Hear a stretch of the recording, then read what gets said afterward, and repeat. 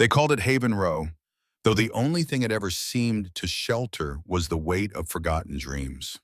The cracked sidewalks bore witness to decades of neglect, and the air always carried a trace of rotten diesel, like the neighborhood itself was exhaling a quiet apology for existing. But inside apartment 2C, tucked between a shuttered laundromat and a pawn shop with flickering neon, lived a boy who saw the world differently. Noah Ellis was 10, small for his age, quiet, with eyes that looked too long and too deep. Most children his age counted stars in the sky. Noah mapped constellations in the bloodstream. He didn't speak much in class unless called upon, but when he did, his answers weren't just correct. They felt inevitable, like he wasn't remembering the facts, but rediscovering the truth that had always been there. His grandmother, Irene Ellis, often said that Noah had a mind that could hear music in silence. She'd raised him since the accident that took his parents 2 lives, gone in the span of one ambulance reroute, denied care at St. Luke's Hospital on account of capacity issues. Irene never said what she believed, but the look in her eyes said enough, and Noah had never forgotten. On that day, 3 years ago, something quiet had unraveled in him. Not anger, not even grief, though that too lingered in the seams of his mind. No, what took root was purpose. He needed to understand why bodies failed, why systems failed, and how he might one day stop it from happening to someone else. It was Ms. Rayner, his fourth-grade teacher, who first saw what others couldn't. He had stayed after class to finish drawing a diagram of the circulatory system. When she looked over his shoulder, her breath caught.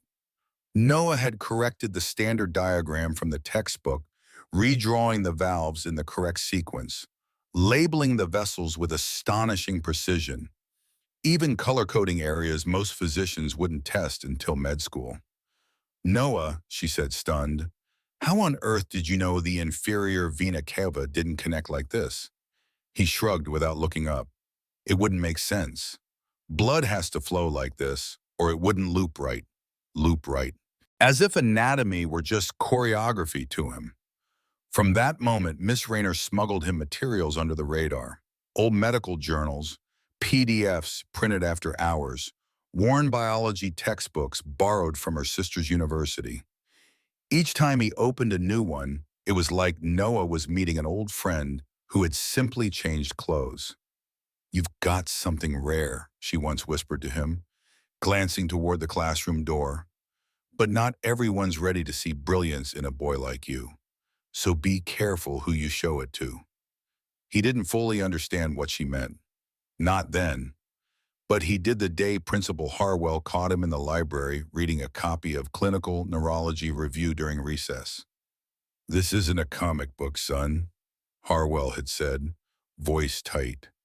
"Shouldn't you be out playing ball or learning something useful?" He took the journal from Noah's hands.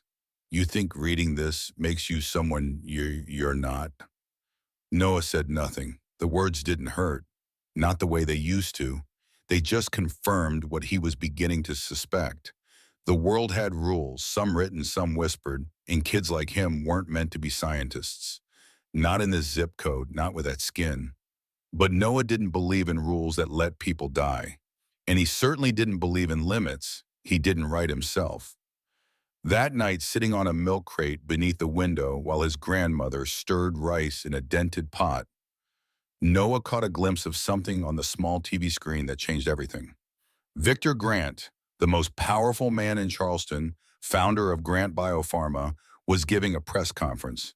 His voice trembled as he said the words, "My daughter, Amelia, has been diagnosed with a rare neurodegenerative condition.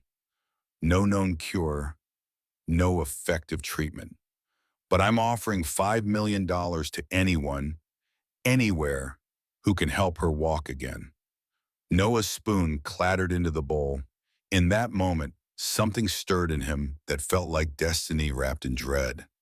He didn't know her. She didn't know him. But somehow he knew what was happening to her. He could see it already, what the experts missed, the pattern no one else was connecting. And just like that, Noah Ellis made a silent promise. Even if no one would listen, Even if the world shut its doors, he would find a way to get through. Because some lives weren't meant to be saved by the system. Some were meant to be saved despite it.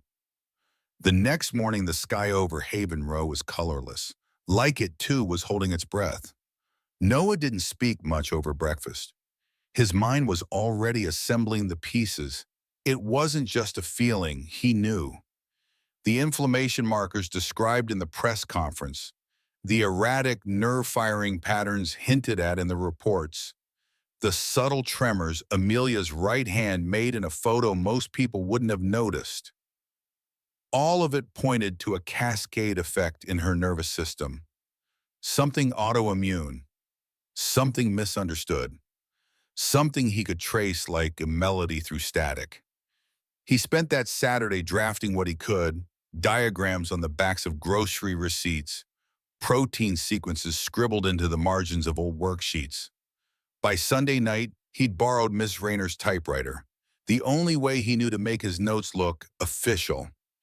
Each keystroke felt like it was carving his heartbeat onto the page. Noah worked until his fingers ached. By Monday, he had something close to a protocol. He took the city bus to the Charleston Public Library, the downtown branch, the one where kids like him knew to keep quiet and not linger. In the adult reading room, he waited for his turn for the public use computer and uploaded his findings to Grant Biopharma's submission portal. His email read simply, "Please review. I believe this can help Amelia Grant. Noah Ellis." He waited, watched the email vanish into the void. Hope is a dangerous thing when you have never been taught to expect it. But still it flickered, until the reply arrived the next evening. "We are only accepting submissions from accredited institutions and licensed researchers at this time. Thank you for your interest." No signature, no name, just rejection wrapped in courtesy. Noah sat in the library's corner, blinking at the screen. His palms went cold, his heart colder. The cursor blinked back at him like it was mocking his belief that genius might outweigh paperwork. They hadn't even opened the file. He never told his grandmother, just said school was fine, said he'd gotten tired of the research. But Ms. Rayner knew. She could read the silence between Noah's sentences. "What are you going to do now?" she asked one afternoon as he stared blankly out the window. Noah answered without looking at her, "I'm going to deliver it myself." 2 days later, he stood in front of the Grant Biopharma Tower, his science notebook and protocol sheets tucked tightly into his backpack. The building looked like it had been designed to repel boys like him, glass and chrome rising above the street like a fortress of sterilized dreams. Inside, the lobby was all marble and light.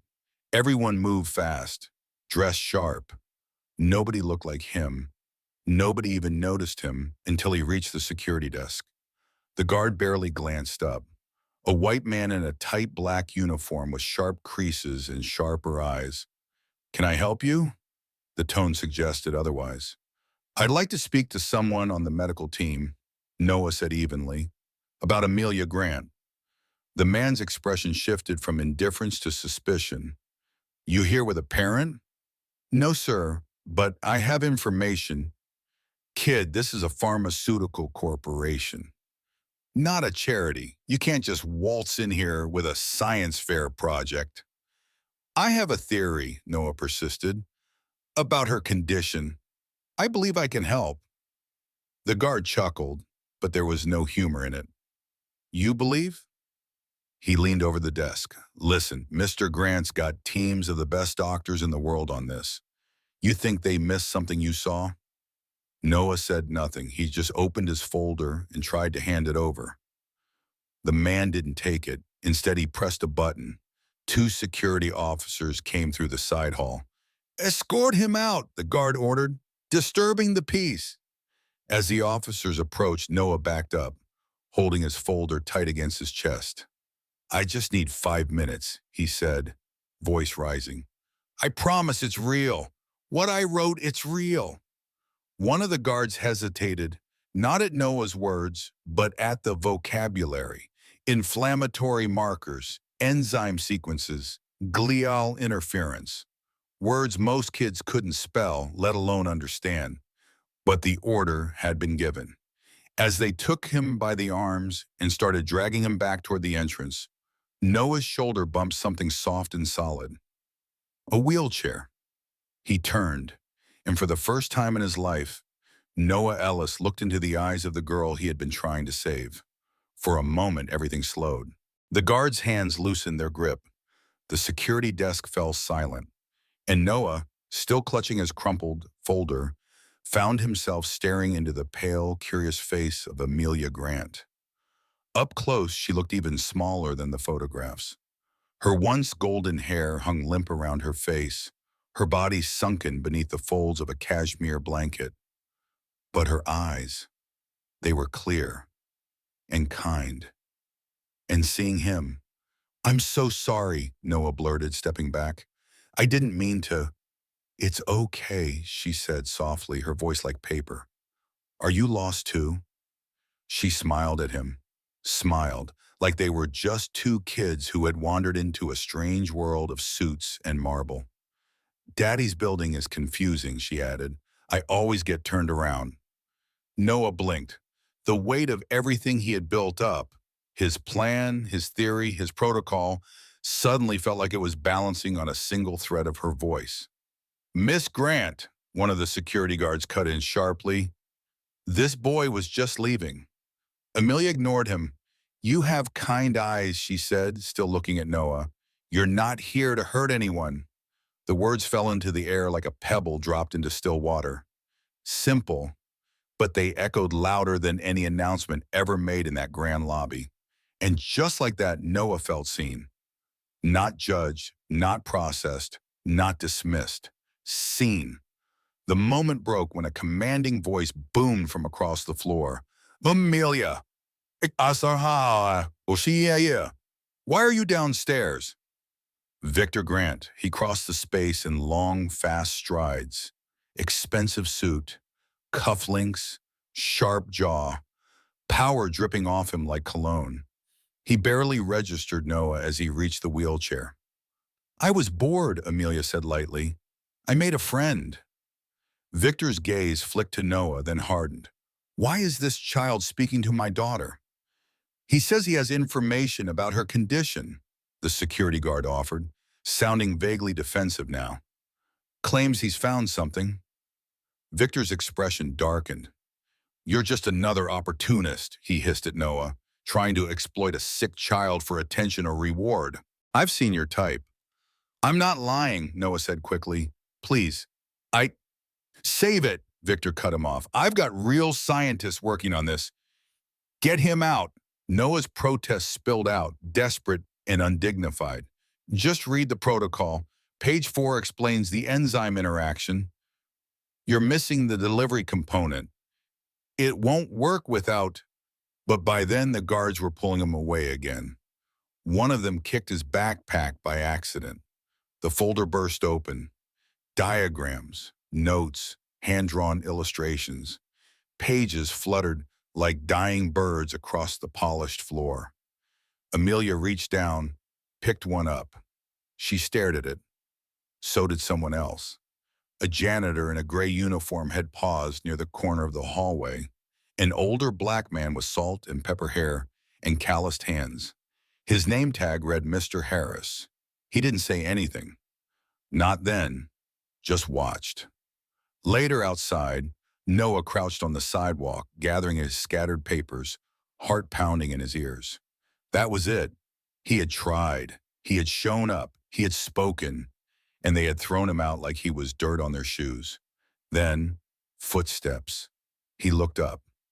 Mr. Harris stood above him, glancing over his shoulder to make sure no one else was watching. "They did you wrong in there," the man said, low and calm. Noah didn't respond. Mr. Harris reached into his pocket and pulled out a plastic employee card. The kind that opened doors people like Noah were never meant to enter. "Service entrance immediate," he said. "Backside of the building, 5-6, during shift change. They don't watch it too closely." Noah stared at the card. "I could get you in trouble," he whispered. The janitor's face creased with something older than regret. something like tired pride. Son, I've been in trouble my whole life just for being who I am. Might as well make it count for something. And with that, Mr. Harris walked away. Noah sat there for a long time, the badge resting in his open hand, the weight of it both terrifying and electric. He knew what this meant. He was going back in, not for recognition, not for money, but somewhere behind that tower of locked doors and silenced voices, a little girl was dying, and he might be the only one who could save her. The sun had long dipped below the Charleston skyline when Noah Ellis stood behind the Grant Biopharma service entrance, Walter Harris's access badge warm in his hand. It was 6:08 p.m., shift change. Janitors with tired eyes and nurses with hurried steps streamed out into the twilight, their laughter trailing behind them in Spanish, Creole, and Carolina drawls. Noah kept his head down, timed his breath, and slipped inside with them, one small figure in a tide of invisibility. No one stopped him. The fluorescent hallway smelled of bleach and steel. He moved fast, but not suspiciously, retracing the building map he'd memorized from the company website. Down corridor B, left past inventory, right through maintenance. The lab was on level 4. He rode the freight elevator, its groaning gears seeming louder than they should. Every second in that box felt like a held breath. When the doors slid open, he was met by silence. The research wing after hours was like a cathedral, cold, sterile, holy in its strange way. Machines hummed, screens flickered. Rows of microscopes glinted under low-security lighting. Noah stepped inside with reverence, like he was walking into the future he wasn't supposed to have. And he got to work. He logged into a workstation, one that hadn't been locked, and opened a blank project folder. He titled it JNAD Alt, Hypothesis plus Pathway. Then he began typing. Noah documented everything. His theory of autoimmune degeneration targeting the autonomic nerve sheath, the unique enzyme stabilizer pairing he believed could cross the blood-brain barrier, and his delivery mechanism, a methylated lipid shell designed to bypass inflammation-induced resistance.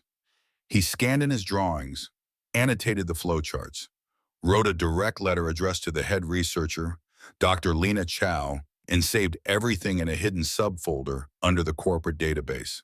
Still not satisfied, he printed out the most crucial pages, slipped them into a folder labeled Urgent, and crept to Dr. Chow's private office, the nameplate gleaming in the dim. He placed the folder on her desk. Then just as he turned to leave, footsteps. Noah froze. Ducking beneath the desk, heart hammering, he watched as a flashlight beam sliced across the room. A security guard entered. Routine check. Whistling. "Hello?" the man called casually. "Anyone working late?" Noah held his breath. Inches from discovery, his knuckles were white against the tile. But after a tense pause, the guard yawned, muttered something about ghosts in the lab, and walked away. Noah waited a full 5 minutes before crawling out, legs numb and back aching. He didn't dare power the computer back on. Instead, he slipped out the way he came. By the time he reached the alley behind the building, the night had grown colder. But something burned in his chest. Hope. The next afternoon, Noah stood across the street from the Grant Tower, pretending to sketch the building in a notebook. But his eyes were fixed on the 10th floor. There. Movement. Through a pane of glass, he saw her. A slender woman in a white lab coat, flipping rapidly through a folder. His folder. Lena Chow. Her brows furrowed, then rose. She picked up the phone, gestured, spoke quickly. Noah could almost feel the shift, the gears beginning to turn. He didn't need to hear what she was saying. She had read his work, and she understood it. 2 days later, news broke. Grant Biopharma's lead research team had made an unexpected breakthrough in treating juvenile neurodegenerative autonomic disorder. The announcement was technical, guarded, But Noah recognized his own words embedded in the press release. His structure, his pathway, his language. There was no name, no credit, no mention of a boy from Haven Row. But the science was there, and it might save Amelia's life. Still, a sharp ache pierced through the pride. It wasn't about recognition, but about erasure. And about the bitter knowledge that if his skin had been lighter, his name might have been printed in gold. That Saturday, seeking clarity, Noah rode his second-hand bike to Hampton Park, a rare pocket of peace in the city. He sat near the duck pond, notebook open, sketching neural pathways like rivers flowing toward healing. Then, soft wheels over gravel. He looked up, and there she was, Amelia Grant, in her wheelchair, pale but alive, cheeks with a hint of color. Her nurse hovered behind, clearly disapproving. "The ducks like bread," Amelia said with a crooked smile. "But I hear it's bad for them." Noah stared. You're here." "Every Saturday," she said. "I was hoping I'd see you again."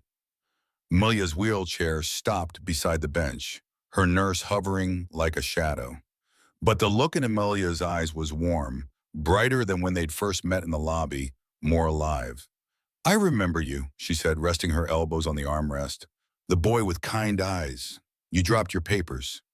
Noah gave a small, sheepish smile. "Yeah, I didn't mean to bump into you that day."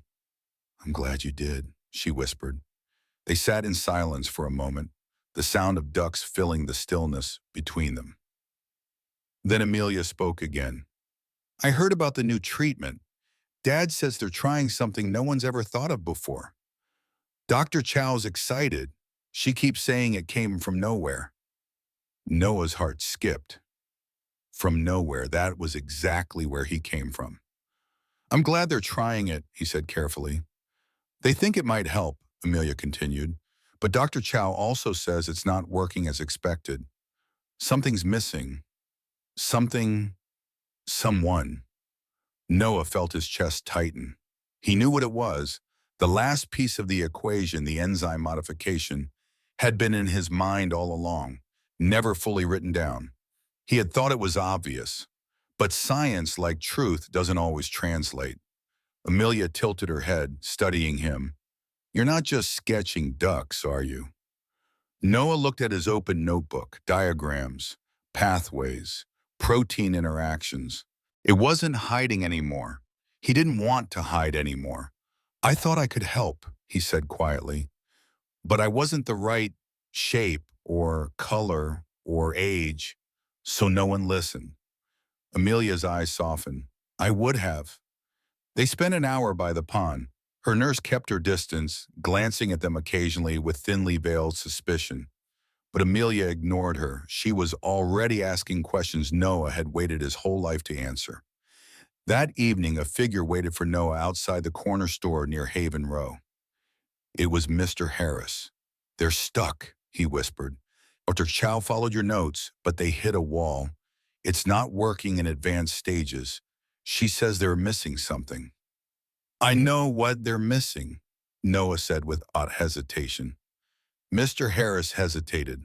"Security's tight now. You can't just slip in like before." Noah paused. "I'm not slipping in." The next morning, Noah sat at the kitchen table with his grandmother, Irene. Her eyes were heavy with worry, but also something else, resolve.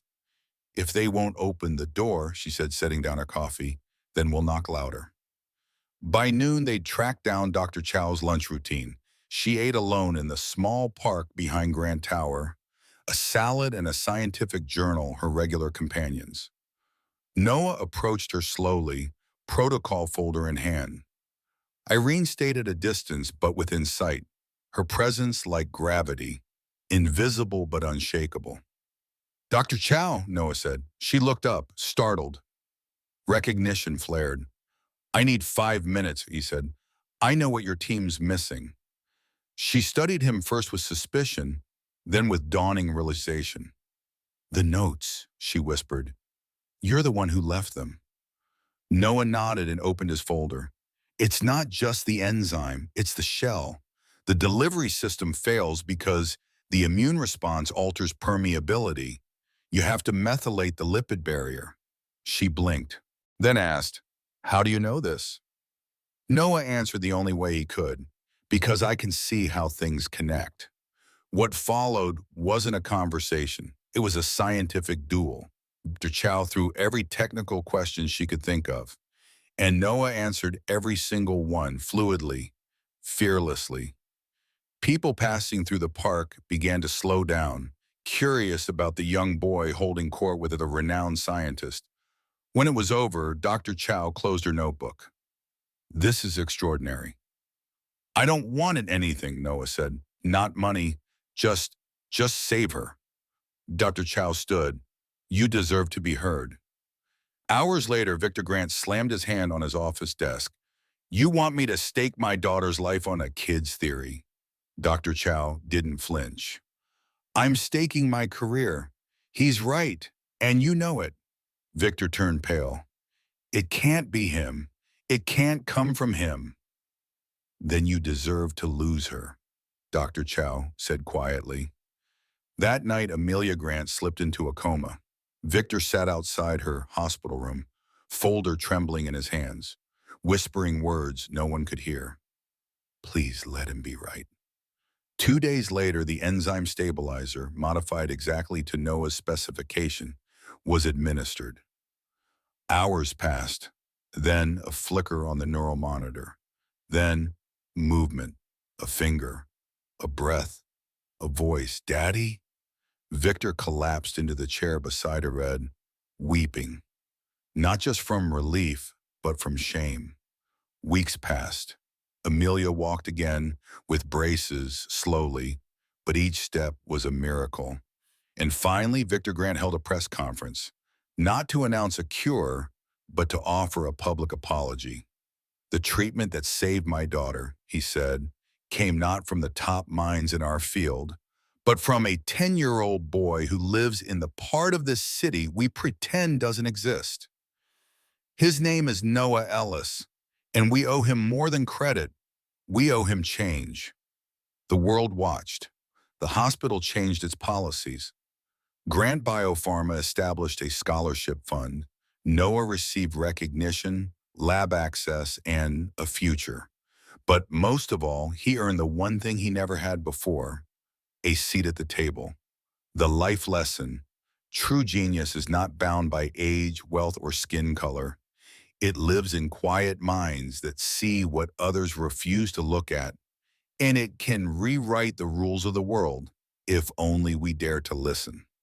Some lives are saved by medicine, others by the bravery to speak even when no one's listening, and every so often, by a boy who dares to knock on the door they were never supposed to open.